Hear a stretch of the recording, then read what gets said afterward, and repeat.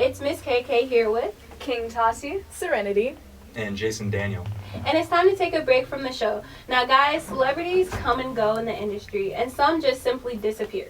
In this segment, we are going to discuss a few famous groups, singers, and actors whose careers just simply died. So first we have Color Me Badd. Color Me Badd was a group from Oklahoma City with Brian Abrams, Mark Calderon, Kevin Thornton, and Sam Waters. They were discovered in 1990 by Kool and the Gang's Robert Bell. Their hit song being I Wanna Sex You Up. So what impact do you think Color Me Badd had on the R&B industry, Serenity? Wow, you just gonna throw me that. I remember the song. Like, it's in my head right now, so I mean, I know of them. But I think, like, they probably influenced them to be more kind of like, Risque? yeah, risky. Like, they, Provocative. very provocative. Yeah. So, like, they started it out and everything like that. What about you, Tati? What do you think? No, I definitely agree with Serenity. I think that probably jump-started, like then the, what's it called, like I'll Make Love to You and then Pony by Genuine. I think they definitely made people comfortable, well, first of all, artists performing those types of songs and people being able to listen to those types of songs and enjoying them comfortably in public. So I think they definitely jump-started that trend for sure. What about you, Jason?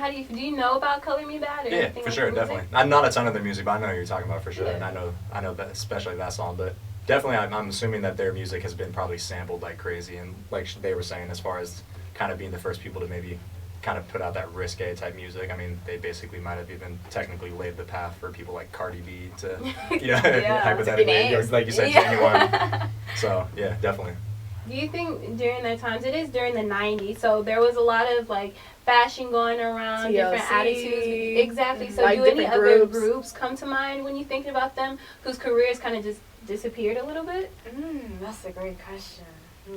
Right? I can't even. You mentioned TLC. I think TLC did go away, but they're kind of making a Obviously. comeback a little bit, I feel. But isn't this like the third time trying? No shade, but like isn't this the third time trying? Well, Because remember after Lisa left that, Yeah, it's because like that's a huge. Yeah, I don't think it's ever going to be the same because remember they tried to do that talent search where they found that girl and then they did a performance with her that didn't work out. Then they brought Lil Mama for the documentary and people were reacting watching her in the movie. But then when they actually performed together, it was a whole different story. So I think at this point it's probably better for them to just preserve their legacy and their image instead of trying to reinvent themselves because then as the newer generation, they don't know the old TLC as we know them. Exactly. They're And the just old getting TLC was like the Clutch. great, like it's Exactly. a classic. But like now they're trying to like reform themselves and Right. getting And the people. older- It's not the same. That's like getting Destiny Child with only Beyonce and nobody else. Or without Nobody's. Beyonce. Yeah, without Without Beyonce. Beyonce. That's very It's true. not gonna work. Like everybody's gonna. No shade to not Kelly like it. Rowland or anybody. Right. It's like, for real. Y'all right. So next up on the list we have Rick Astley, and when I say that name, not many people know who I'm talking about. But he was an English singer and songwriter and radio personality actually.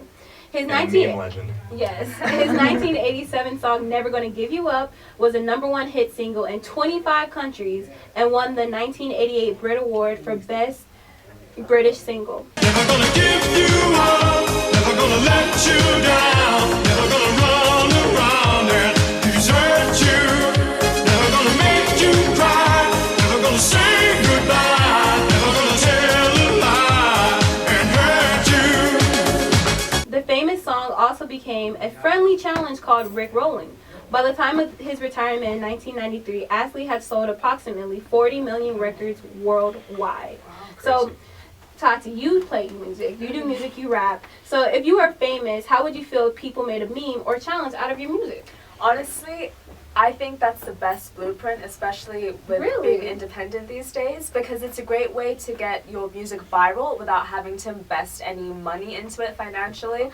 A lot of the challenges that you see today where they're using, that's why a lot of artists, they, try to get their friends and they're doing like the Triller videos and lip syncs and they're hashtagging like, write The a freestyle challenges. to it. Yeah. The best person to win and gets thrown out like Sweetie does. Yeah, exactly. Even artists that are like signed to major record labels like Sweetie and Nicki Minaj and Cardi B. Meg. Because that's the best way. Yeah, and Meg Thee Stallion. That's the best way to get your music out. Music isn't selling like it used to back then. So people are trying to find all types of ways to create hype around it, and especially with competitions like giving away money, getting to meet celebrities. It's That's a a lot, really yeah. smart move. So yeah, I would definitely. I try to wasn't follow looking for that answer. Part of me felt like if I was an artist, I'd feel a little some type of way like, oh, that's my passion, that's my, that's my work. Yeah. So how do you feel about the situation? Like if someone used your photos in a way that they weren't intended to be used? Well, it depends. If somebody was using it in a way where it's like mocking, I mean, I think the best people that'll be successful can like even like take jokes and like they can like yeah. they're willing to be the butt of the joke, if that makes sense. But as far as like what she said, we're in a huge meme culture, and if you want to talk about how that's like a good route to go, Lil Nas X literally became famous by supplying his song to people that used that song Old Town Road for memes, and then the memes Oh, went yeah, I viral, remember and that. then it blew up, and now literally TikTok. it's like the #1 song of all time. Yeah. Now Like he broke the literally, like record. so. That's very Yeah. true. So I just want to thank you guys so much for joining me in this little discussion today. So be sure to stay tuned for more Teen Talk after this. Thank you all for tuning into our YouTube channel. Be sure to check us out on Instagram and Facebook at Teen Talk Vegas 881. Stay tuned for more Teen Talk after this.